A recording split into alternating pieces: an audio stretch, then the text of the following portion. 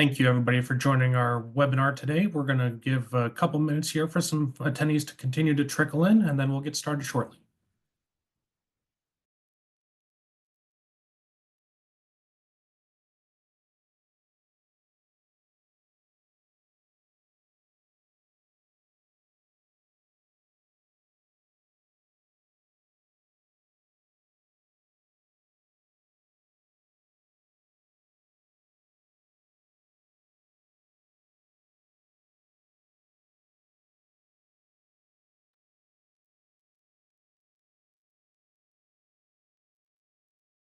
Welcome, everybody. Thank you for joining us for our webinar series. Today, we're going to be talking about how to build a sustainable risk and vulnerability management program. My name is Stephen Taylor. I'm a Senior Global Product Manager for Cybersecurity Services here at Rockwell Automation. Today, we're going to cover a couple of topics. We're going to cover some typical OT challenges. We're going to talk about managing the complexity of those. We're going to talk about starting your voyage down this risk and vulnerability management path. Talk about some of the asset visibility, risk prioritization, and then we'll bring that all together right here at the end. So when we're thinking about vulnerability and risk management within OT environments, we have to realize how vast and complex this challenge is going to be for us to overcome. Unique to OT environments, we have legacy equipment. We have operational disruption that makes management of OT systems more complex. The asset landscape changes and is vastly different within all of these environments.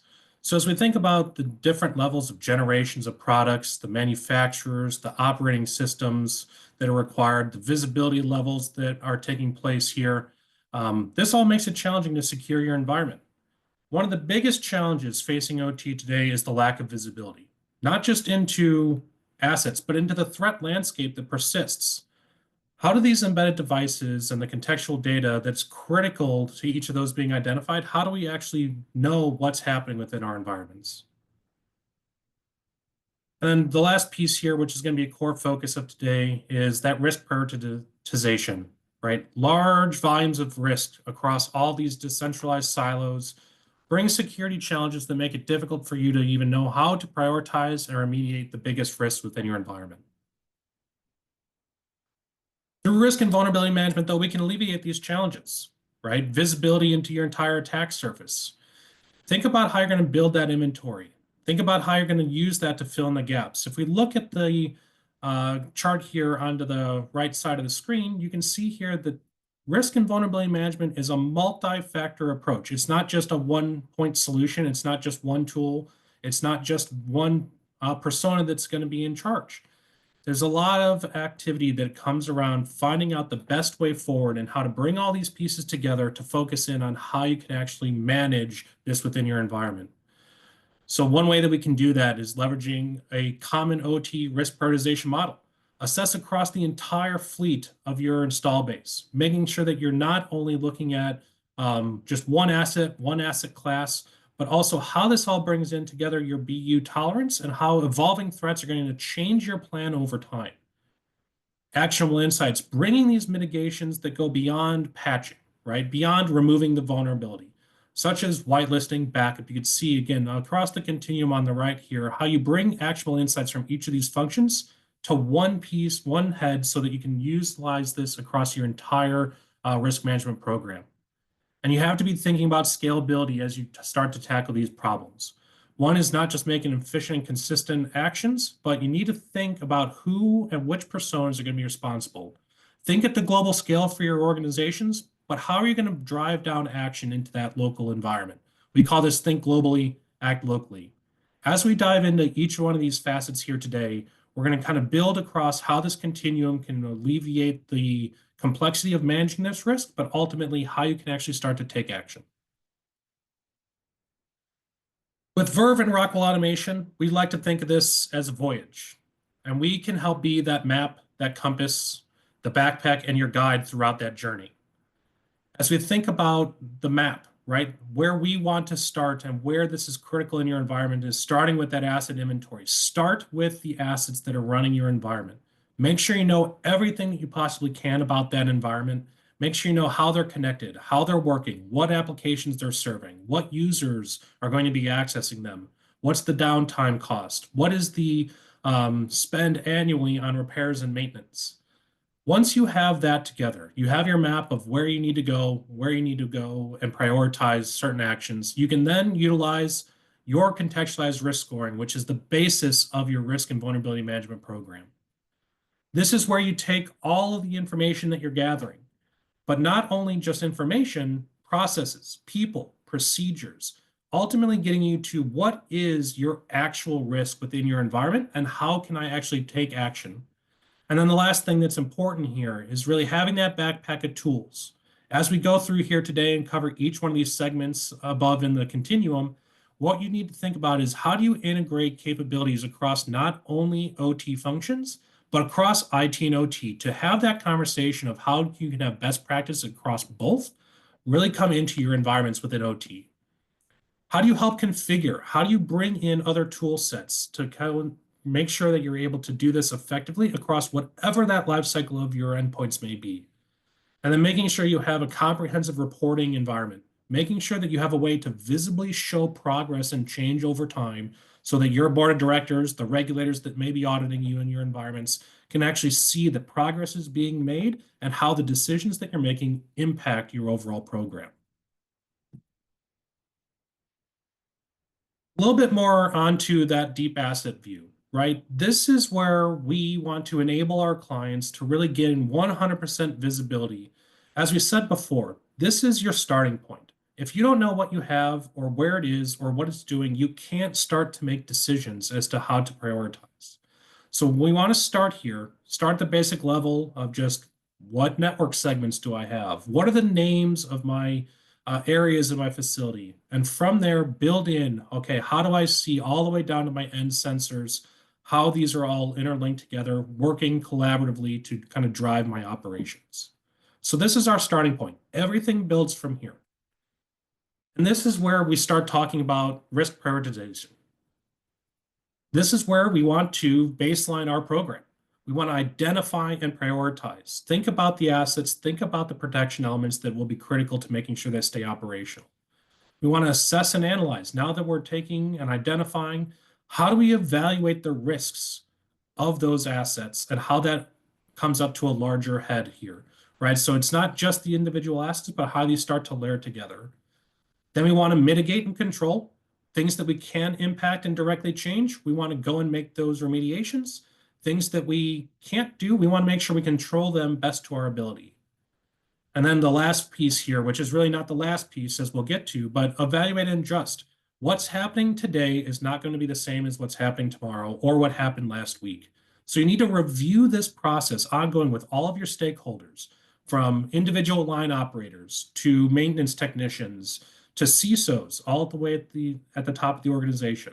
You want to make sure that you're having these conversations and using data and insights to drive the program, which allows you to actually have a conversation as to where you should focus next. Why should you take this approach? Resource allocation. People aren't going to be working on things that aren't going to drive impact. Putting the people in the right place at the right time. Making sure that you're using this to drive compliance and standards, whether that be from regulation adherence or to just a systematic risk management standpoint, right? We are trying to reduce the risk in my OT environment. Here's how we're going to be doing that. And here's how we determined we're going to baseline. Incident readiness. The more information that you have here through these programs, the more you're going to be identifying how you're actually going to be taking those actions. So inform risk assessments on critical infrastructure, making sure that you're doing this all now within a vacuum, but you're utilizing information to help you drive the program. And then the last one here is operational continuity. The hope here is that utilizing a programmatic approach like this is that you're able to deliver uninterrupted operations. So through this, things will happen, but you're going to be able to get up quickly, make sure that there's no impact to your business. So what we're going to do for the next little bit of time here is we're going to dive into each one of these boxes and kind of focus in on a few areas of how utilizing a programmatic approach, building from the left to the right, helps you actually have this conversation and think about into the future. The first one is asset type. A couple of things that I want to call out here is that asset type can mean a lot of things to a lot of people. So you need to define what that is for us. Right now, Rockwell defines that as any device or endpoint that we can think of them as logically grouped machines, lines, areas. But again, when we say asset, we're thinking about individual end devices. What are your assets doing? Are they running production? Are they secondary or operation? Are they primary operations? Are they critical to your business? Or are they not? And do you have different ownership? Are certain sets of assets within your environment managed or owned by different resources, right? Who's actually in charge of these different end devices and maintaining them? This is where you're going to be able to align your assets to logical locations. How do you represent your physical plant layout to, quite frankly, a disparate group of assets, right? Assign this to a plant hierarchy allows you to understand, based on your resources, I understand what a line name may be, but my peers may not understand what that means for our facility. So making sure you're using a common language to identify where and how your assets interact with each other is the cornerstone of being successful to being able to communicate. Determine those asset functions. With those roles that we just talked about, make sure that each function is represented. If you are using assets in a way that they're not as important to overall production and throughput, but they're important to other areas of the business, you need to understand that. And with the ownership, this is where we're going to start talking about the people, right? Which resources are responsible for each group of asset?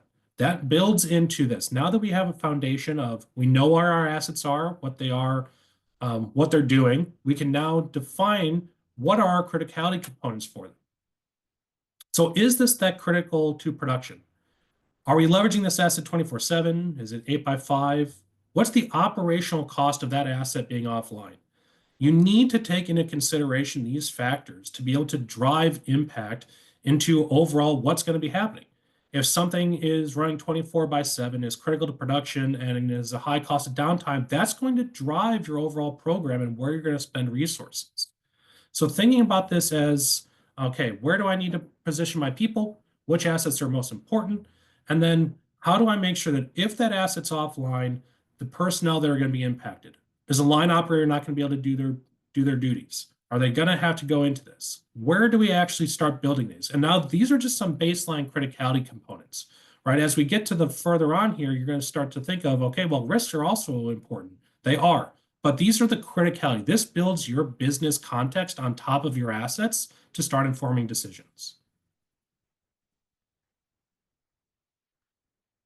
The next phase here is we want to identify, and again, we're analyzing these different risk components. Some aspects here is it's not just going to be vulnerabilities, right? Asset lifecycle.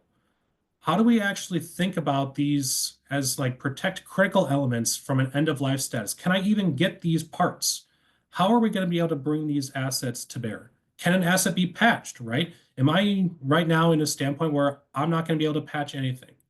If I get a vulnerability, am I going to be able to go remediate, or do I have to wait for planned downtime to be able to go and remediate? This is where you can start layering these together to assess true vulnerabilities, not just there's a vulnerability out in the marketplace, but how does that impact my individual assets? Do you have mitigations in place? Are you planning to migrate these platforms, right? If an asset's end of life, what's your migration strategy? Does that play a part in your program? You need to be considering whether or not I'm going to do a break fix, I'm going to do a replace, or I'm going to start planning for an overall migration because I can't actually decrease the amount of vulnerabilities without performing an upgrade. Do I have the spare parts, right? As we think about a risk component, great. Some of my production goes down, but do I even have a part within my own storeroom to go and swap that part out? Do I have a lifeline with some of my other facilities that I can move some of my inventory around to be able to kind of handle this?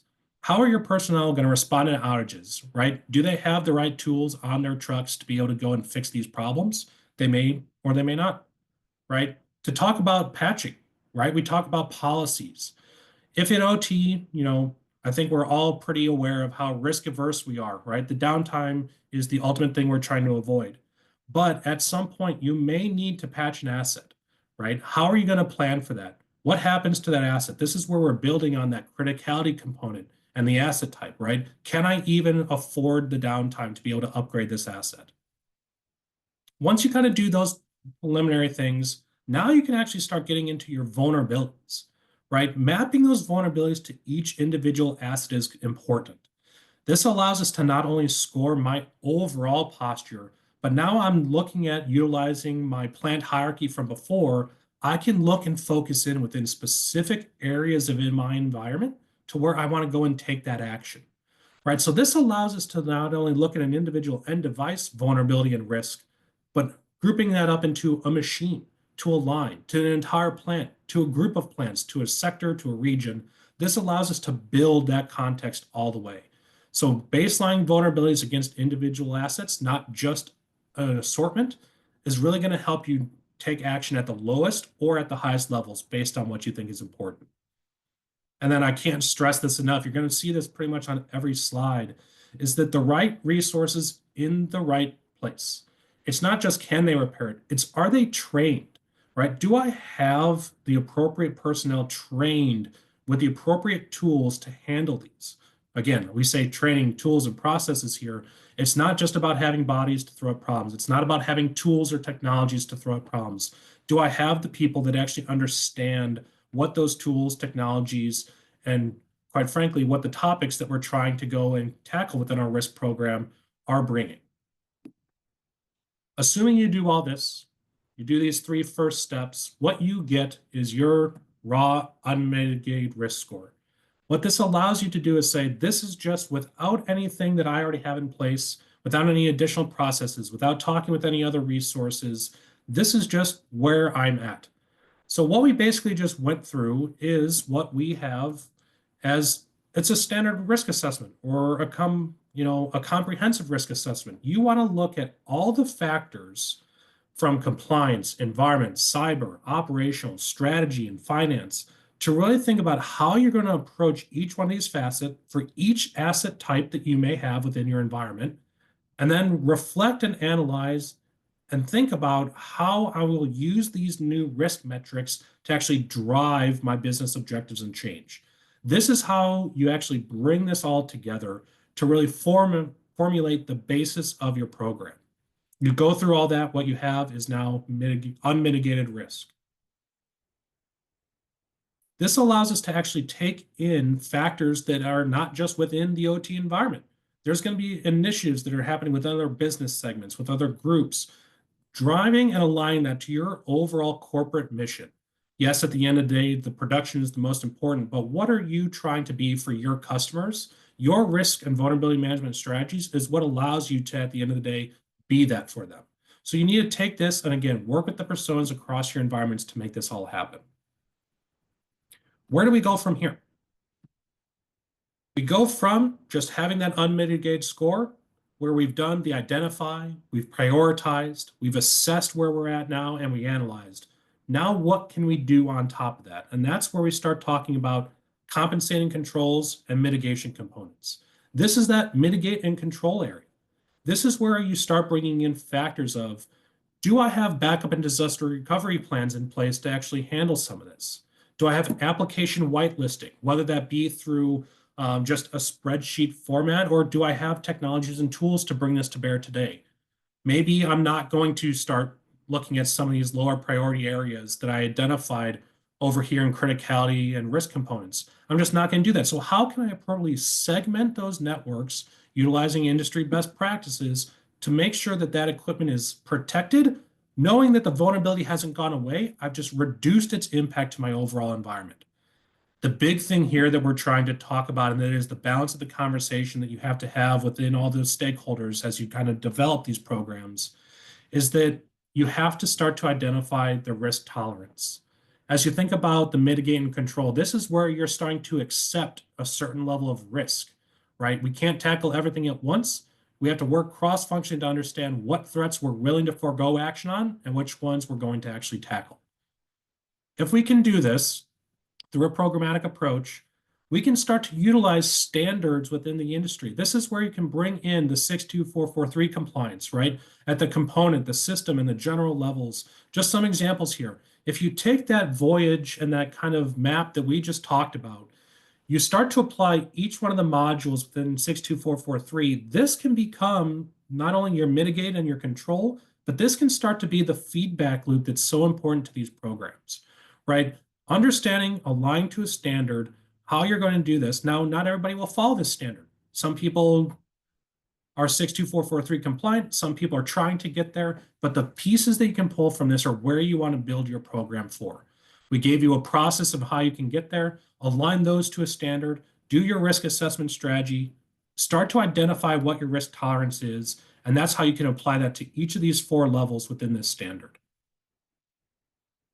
Where does that get you? That gets you to the ultimate end goal of being able to evaluate and adjust, right? As we think about knowing where to start.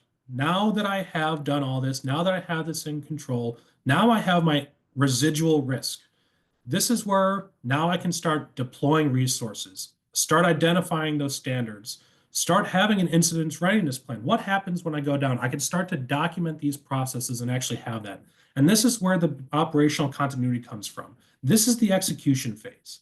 I'm making decisions based on everything I just went through to get me to a point where I can now not only identify and assess my risk, I can mitigate and control certain aspects of it, but for everything else, I'm going to start deploying resources to actually take care of those today. The important thing to realize, and that we always want to make sure our customers are comfortable with, is that things will change. You go through this, you think, great, we have our risk and vulnerability management program established. We know our stakeholders. We know what we're going to go focus on. The important piece to realize is that as a journey and as a voyage, this doesn't stop, right? You don't have to get this right on the first try. We have a lot of customers who are just overwhelmed with the vast amount of things that they need to do, right? But this isn't going to be the be all end all. Things will change. As we said at the beginning of this, what works today won't work tomorrow. Regulations, standards, they change. What you're being audited against from the federal government or from your local municipalities or from your own boards will change over time. The important thing here, and one of the biggest stressors, is to don't forget the people that are going to be involved. The people are the most important part of this. How are they impacted and what are they going to need to make sure that they can actually know what their roles and responsibilities are and go and fulfill them? As we think about risk and vulnerability, I can see some of the questions in the Q&A coming up. Okay, but the vulnerabilities are important. They definitely are, but you need to make sure that you're thinking about this is that when we're talking about monitoring vulnerabilities, we have to be able to adjust the mitigations and regularly review because the numbers will never be zero. In this market, the attack vectors are increasing. Even with segmentation and controls in place, the ways in which threat actors are becoming a lot more sophisticated with the advent of AI, machine learning, being able to use in the forefront of these attacks, you need to make sure that you don't get bogged down in just a numbers game. It has to come from a standpoint of general improvement, day over day, week over week, month over month, year over year. This is why we want to make sure that it's not just focusing on a number. When we say risk score, that can mean a lot of things to a lot of people. The approach can't just be the number is below a certain threshold and I'm not going to worry about it. That's not going to be able to actually take into account the actual risk within the environment. So as you start to bring this all together, make sure that you're understanding that what this continuum that we went through for most of this call has been is just the starting point. Now you have to go back, review and update the inventory, make sure that's staying up to date, review the impact of the assets, right? So what is that criticality? How do they work? Monitor vulnerabilities. We can consider that the risk components, adjust mitigations. Now that I'm doing that, I'm putting new controls into place that will change my attack vector that I'm susceptible to over time. Identify areas of improvement. This could be through your mitigations. This can be through training. This can be through potentially hiring out additional third parties or bringing new types of resources in or working across the aisle. The important thing is to make sure that you're regularly reviewing all of these different capabilities in your environment and making sure you're doing this. Quite frankly, you should be reviewing this quarter after quarter to drive change within your environments. As we think about why Rockwell and Verve are talking about this today, how do we actually help? I consider us that backpack. right? You may have tools, processes, you have your maps in various ways, shapes, and forms, but we're that backpack to dip into, utilizing integrations to other capabilities, bring to bear closed loop changes within the environment, bringing expertise that you may not have within your environments into this. That will help you actually identify those operational changes that you could be making. When we talked about the risk assessment before, when Rockwell kind of comes into those environments and we do that, it's really in an advent of solidifying how you can go and take actions, not just about one piece of technology at one point in time. It's about how do you bring all of these different capabilities into your identify, analyze, and mitigate strategy to make sure that you have the right tools in the right place to be able to fulfill this. I want to end it there. This is an overview of how we can actually bring this all together. There's a lot of questions that came in through the Q&A, so we'll get through some of those shortly here. But we'll really tackle some of these questions as we get going. So again, thank you for joining me today. Hopefully this provides some insights into not only how to baseline your program, but how to actually start taking decision-making activities from a local level to a global level, working collaboratively across your environments.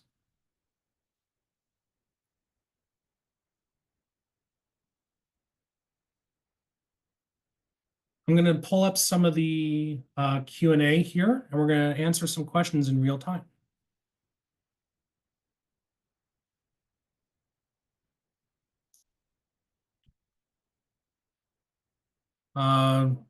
First question here. When you're trying internally to sustainably expand your existing OT risk and vulnerability management program, what % of IT cyber budget do you on average see being allocated towards OT? How do you make the case that you need to expand headcount in order to run programs more effectively? Ben, this is a great question. We see this varying across the board. So I'm going to do a non-answer, but there's an answer in there that we can start to get into. When we start thinking about what % of IT cyber budgets are allocated to OT, it's starting to increase, right? As the mandates and regulations are starting to come more into our environments, what we're seeing is that those budgets are starting to increase because IT needs to start to get the visibility into this environment to be able to handle those pieces of the discussion, right? So we need to make sure that the OT is utilizing as much data as they possibly can from their environments to communicate the nuance of OT. Specifically, if we talk about the mitigation and remediation strategy, that's really where we have the aspect of what happens in OT doesn't necessarily correlate to what works in OT. So we're seeing that budget start to creep up. Again, it really is based on customer maturity. So I've seen as low as 1%, but I've seen as high as 20% for smaller customers, right? It really depends on what you're trying to bring to. But the important thing is making sure that not only from making the business case, you have to extend the olive branch into that IT conversation, right? If you're an OT persona, you have to extend the olive branch of here's the things that we're seeing, here's where we're trying to tackle, here's where we could use some help. Here's where we don't have the traditional expertise. The important thing there is to make sure that you're having the conversation to follow up and making sure that you're having a seat at the IT table, and making sure that IT is having a seat at your table. What I see personally is most of the time that olive branch needs to come from OT, as hard as that may be for some of us on the call. They need to start to understand what's happening in our environments rather than just saying, this is what we're doing in IT, you need to meet us, right? That's where having this strategy approach of actually doing the analysis yourselves will bring you the success in that conversation. How about asset performance management? Can it be good at the life cycle, secured from malwares, but with poor performance, it is still vulnerable? That's definitely going to have to, Mikhail, that's going to be a conversation point of, is that a risk factor that you want to bring into your environment? Overall performance. The mitigations that we want to bring to our environment may impact the performance of my assets. So that is a critical factor for some environments, but it all comes down to identifying first within that life cycle, what are those legacy pieces of equipment? If we think back to the first slide, we talked about the complexity of not only vendor disparity, but also where they are in their life cycle and supportability. So that starts to drive where that changes. But you do want to start thinking about from a health and performance standpoint, right? It can be as simple as throughput changes or challenges that I may see without having connectivity across my environment. It can start to get as deep as I'm looking across all of my communication equipment within my OT environment.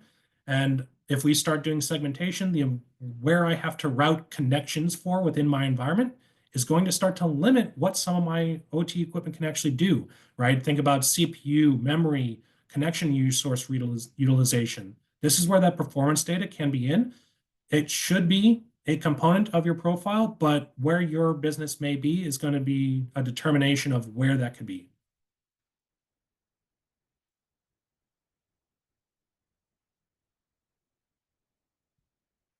Closed loop vulnerability management. Could you please expand on that? I did not get that. What we mean by closed loop is that with the personas, you should have enough stakeholders to have all these different criticality components, Alexander, to identify, mitigate, and control. But after that fact, you have to have the ability to actually take action, right? So that could be as simple as I don't have a backup of this PLC. I need to be able to, within my program, have a tool set that allows me to actually go and implement that backup onto my OT equipment. It can go the other direction, closed loop. Within my vulnerability management program, do I have a method to actually go and deploy a patch? Or am I going to have to fall back to manual resources? Or is that where I just don't take action? So the important piece here is to close the loop, not only on action where you can best take it, but where you can have the conversation to a previous question about the IT relationship, where you need to go and ask for additional support to be able to make sure that within the OT environment, you're actually able to close the loop on everything that you're trying to manage. From vulnerabilities, okay, can I patch?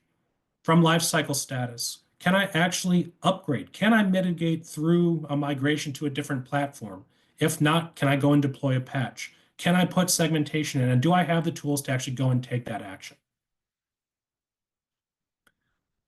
Got a couple other questions coming in here. Great questions so far. Thanks everybody for the participation.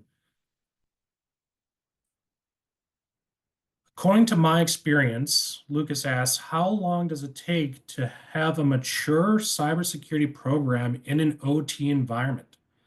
Ooh, that's a tough question, Lucas. I think that's going to be a facet that's going to have to look at your environment, do some self-reflecting. I've seen this all over the board, right? I've seen startups, right, who come to Rockwell Automation and want to do this from the ground up, right? So we've seen that be able to mature very quickly. Now, the piece that they have to make sure they follow up on is the continuation. I've seen global companies struggle to build a program without the stakeholders. So how long does it take can vary a lot. It can be as fast as you're willing to go, but also I think the important piece that we talked about today is what do you want your overall program to look like, right? What does your program, if we go and think about the risk assessment strategy we talked about to kind of get you there, the program can start with as small of a component as you're willing to start with, and then you can grow from there. You don't need to be at the end state today. That can take years, to be quite candid in my experience. I've seen it take quite some time. If you're starting from bad practices, never implementing standards, it can take a lot of time. But the important piece is now you have the information to show that this is taking a long time. We have a strategy, and I have the metrics now to show you that what we're doing is actually improving our security posture. Going down the list here.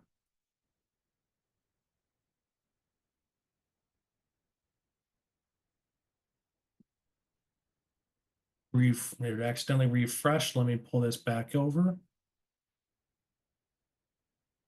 What are some prior considerations to integrate OT with IT, and how do you start that conversation? I think this has to be what is your overall goal? Considerations is make sure that you have what your pain points are before you start that conversation. Know what you're trying to actually solve, where you're struggling today. And that conversation and that consideration can really be like, I'm struggling with keeping network communications restricted within a certain area of my facility. That's going to be an area where you can definitely start to bring in IT a little bit quicker. So I think the prior considerations is making sure you know what you're trying to tackle, what your pain points are, and then go in with that conversation to make sure that you know that they're going to have the other side is going to have some input as to how they handle things, and then you're going to have to be able to digest that and start to take what best practices you can bring. So if you can go into there, have some knowledge of 62443 has been a great success point that we've had in educating our customers on that to be able to bring them into an overall just understanding of some of the regulations and standards that they can fall into. Utilizing that to baseline the conversation is always going to be great.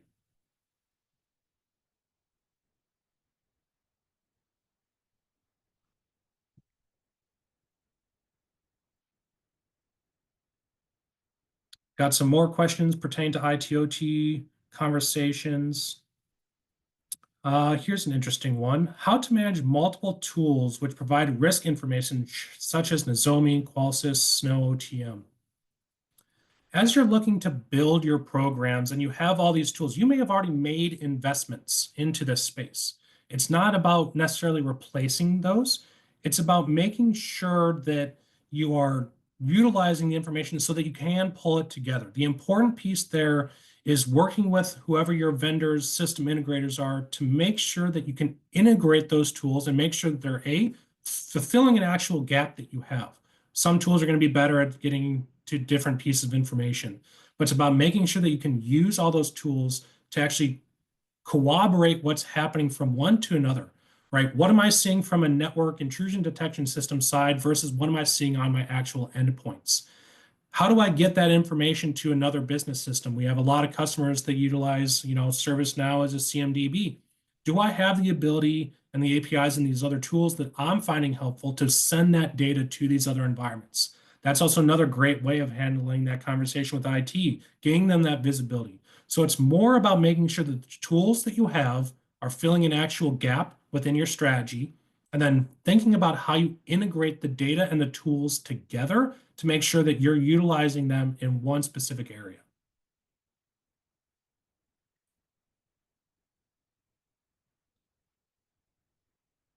Another interesting question came up on the ITOT conversation, but I haven't seen this one specifically yet.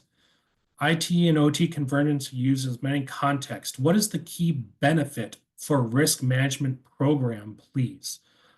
Personally, I'll answer this with, I see talking with my customers, the benefit of that convergence is that not only are you potentially getting additional resources that can help you where you're lacking that confidence today. IT doesn't understand OT. They need to have an OT stakeholder to make sure that they're driving that conversation. OT should have an IT liaison that's informing them of where the business is making other infrastructural changes that may start to impact overall accessibility into the OT environment. That's one of the top use cases we see all the time, right? So that's really from risk management program. It's what IT tools are being used on the business side, what OT problems am I trying to solve, and how can I make sure that when I as an OT go and say I'm tackling problems with risk and obsolescence management, I'm tackling vulnerability and patch remediation on OT equipment. Then you're actually being able to have the risk management program from the IT side start to ingest some of that so that now they're going to be communicating on your behalf to their leadership. And then it becomes this cyclical cycle of you're all feeding in each other what you're all doing. That's the biggest thing that I can recommend. There's obviously going to be the technical challenges, right? The connectivity, the network access, the ACL rules, who wants to have ownership, what expertise needs to be have there. And that's where you can utilize that conversation to actually drive this a little bit deeper.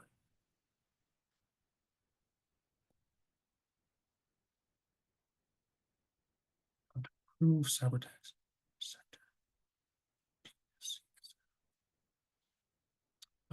Got a couple questions here for Rockwell. How does Verve play into the overall strategy of risk and vulnerability management?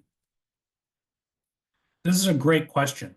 Rockwell acquired Verve and is now part of our core cyber offerings and risk offerings within Rockwell Automation.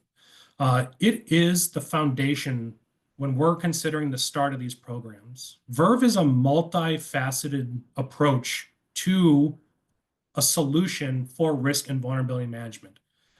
Starting with asset inventory, discovery, and asset management, we have the ability to identify assets in that space and bring those in, rectify that environment. We have the ability to then provide that vulnerability mapping of the endpoints themselves to actually start to build up that capability. One thing I'm very proud of is our ability to take that contextual risk and apply that to your environment.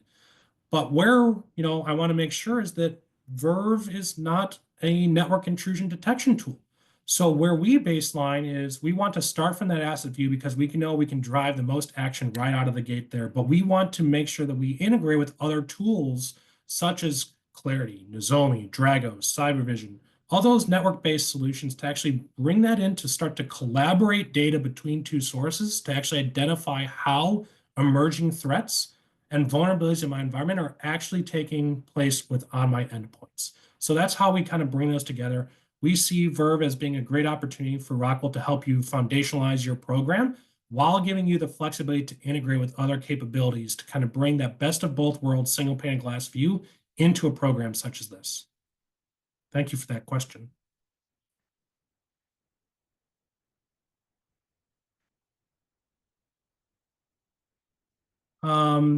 See some questions here pertaining to integrations with other tool sets. I think we talked about this a little bit is if we bring in asset inventory from other tools, how do we actually handle that of the actual life cycle?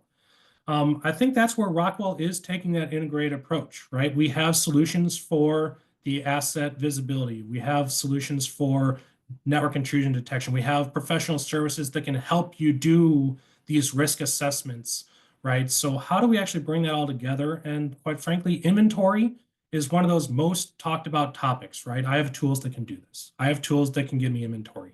The important piece where you want to really consider your inventory is, can you actually get the inventory across your entire install base, as well as down to the farthest reaches within your environment, right? Not just at some top levels, not just at where I have some managed switches, not just where I have span traffic, but how do I actually get to the individual sensors, endpoints, drives, right? How do I get to those components to actually make sure that that inventory is utilized the best it can to actually drive the overall program?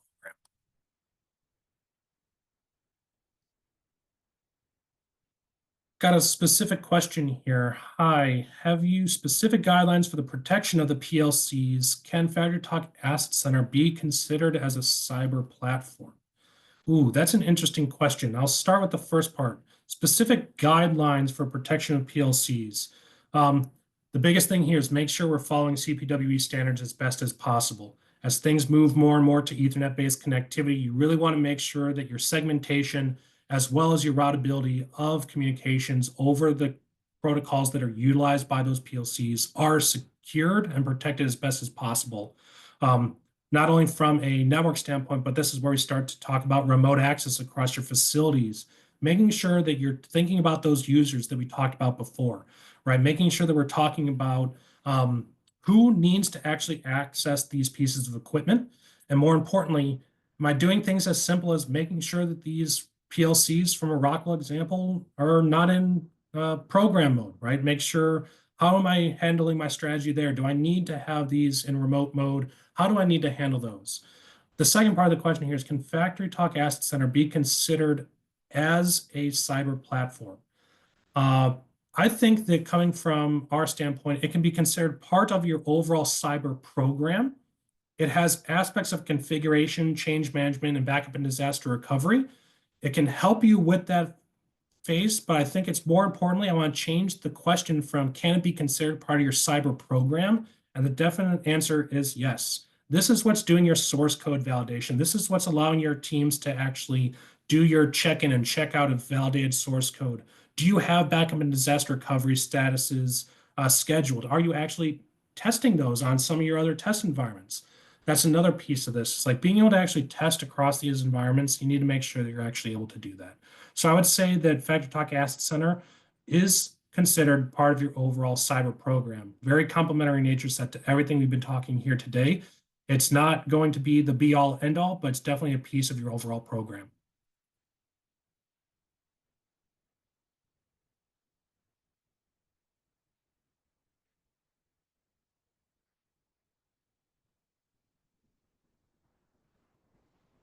Okay. Questions have slowed down in the Q&A. People are starting to have to drop off. I want to thank everybody for joining us here today. I just want to do a shout out.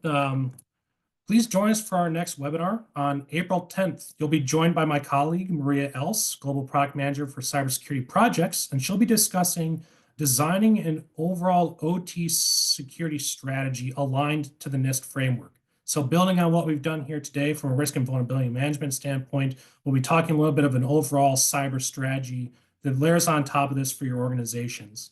Thank you all, and we hope to see you on the next one. Appreciate your time. We'll talk to you soon.